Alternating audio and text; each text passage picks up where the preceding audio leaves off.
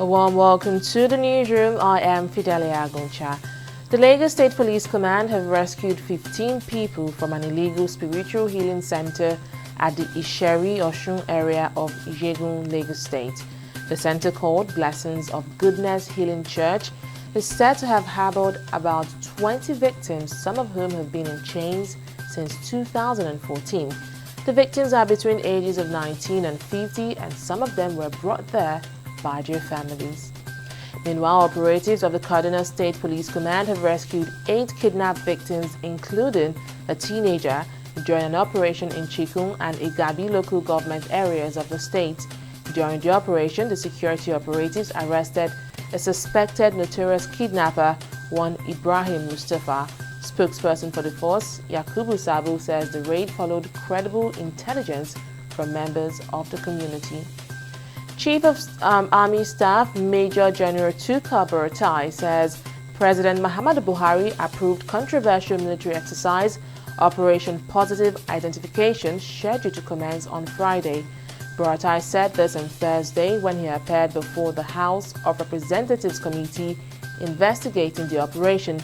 The planned operation, scheduled to commence on November 1st through to December 23rd, 2019, would require citizens to move about with a means of identification. President Muhammadu Buhari has arrived Makkah, Saudi Arabia to perform the Lesser Hajj in accordance with Islamic rite.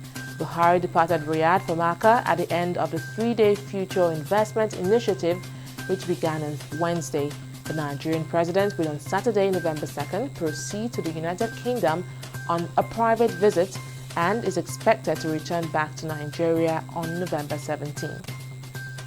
Nigeria's foreign reserves fell by $1.26 billion from $41.76 billion in October 2nd to $40.5 billion as of the end of October, according to figures from the Central Bank of Nigeria contained in its economic report for the third quarter of 2019. However, some experts have attributed the downward trend of the reserves to lower crude oil prices and lower foreign portfolio investors' inflow. 4 journalists and their drivers are still being held in Burundi after being arrested for undermining national security while covering a rebel attack from neighboring DR Congo. The Burundian reporters were detained on Tuesday last week while reporting in Bubanza in the country's northwest, prompting calls from free press groups for their immediate release. Nigeria's Olympic Eagles arrived the Egyptian capital city of Cairo on Thursday evening ahead of the AFCON Under-23 tournament. A team of 13 players and 9 officials touched down at the Cairo International Airport at 9 p.m. local time aboard an Egypt airline. The top 3 teams of this Africa Cup of Nations will represent Africa at the 2020 Olympic Games billed for Tokyo. And that's the latest from the newsroom. Many thanks for watching. Bye for now.